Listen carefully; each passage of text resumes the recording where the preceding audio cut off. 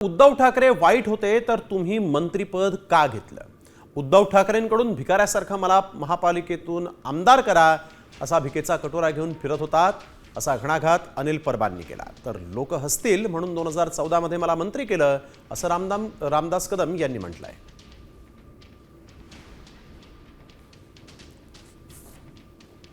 आणि जर उद्धव ठाकरे इतके वाईट होते मग 2014ला तुम्ही मंत्रिपद का घेतलं?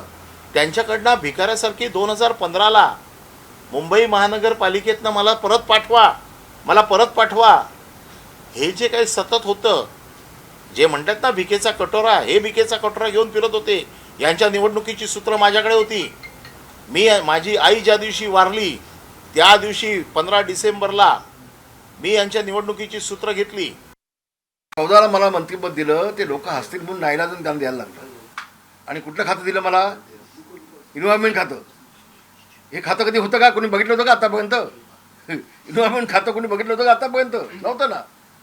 काहीतरी मला द्यायला पाहिजे मंत्री म्हणून ते खातं मला दिलं आणि हे खातं घ्या आणि का बस.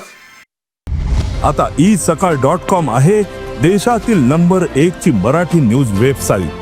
प्रत्येक अपडेटसाठी isakal.com ला नक्की भेट द्या.